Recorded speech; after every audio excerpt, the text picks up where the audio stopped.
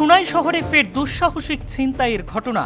রাতের ব্যস্ত রাস্তায় এক স্বর্ণ ব্যবসায়ীর ব্যাগ ছিনিয়ে নিয়ে চম্পট দিল বাইক আরোহী দুই দুষ্কৃতিকারী। খোয়া গিয়েছে লক্ষাধিক টাকার স্বর্ণালংকার। ঘটনায় এলাকায় তীব্র চাঞ্চল্য। জানা গিয়েছে ঘটনাটি ঘটেছে গতকাল ২রা জুন রাত আনুমানিক ৮টা ৪০ নাগাদ।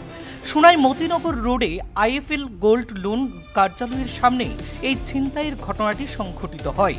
রেবা জুয়েলার্সের স্বত্বাধিকারী পরিতোষ দাস প্রতিদিনের মতন দোকান বন্ধ করে স্কুটি নিয়ে বাড়ি ফিরছিলেন। দোকান থেকে তার বাড়ির দূরত্ব মাত্র ২০০ মিটার।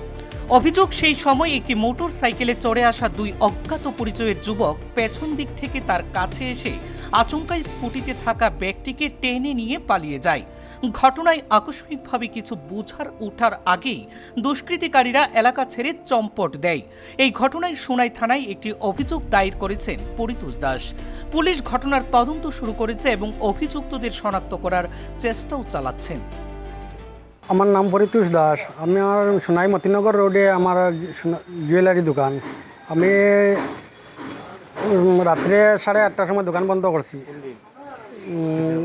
2 তারিখ 8:30টার সময় দোকান বন্ধ করিয়া স্কুটি লইয়া আমার ঘর এফডিএফসি ব্যাংকের পিছনে আমি যাওয়াতে আসলাম। আর বিবেকানন্দ ক্লাবের সামনে এখানে বাম সাইডে আমার গাড়ির হ্যান্ডেলের মাঝে আমার ব্যাগ আসলো, দোকানের ব্যাগ, সোনা রূপার অলংকার আসলো, আর খাতা 2টা আসলো,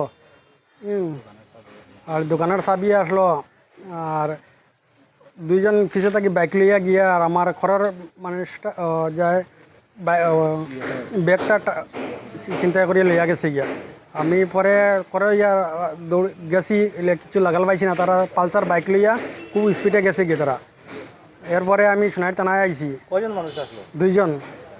2জন মানুষ আসলো। সামনেরটা একটু হালকা আর পিছনটা মোটা ছেলে আসলো। আর পরে আমি সোনাই থানাতে আইছি, আইয়া এফআইআর করছি। এফআইআর করার পরে সোনাই থানায় রাত্রে একটু সিসি ক্যামেরা ফুটেজ দেখছেন তারা। আর কইছেন আজকে 12টার সময়, সকালে 12টার সময় থানা তাইবার লাগিয়া। আমি প্রশাসনের কাছে ওটুকু চাই যে আমার জিনিসটা পাই, আমার খাতাটা পাই, আমার মানে যারা নিচে তারা অ্যারেস্ট করা হোক। 15 লাখ টাকার সোনা আসলো।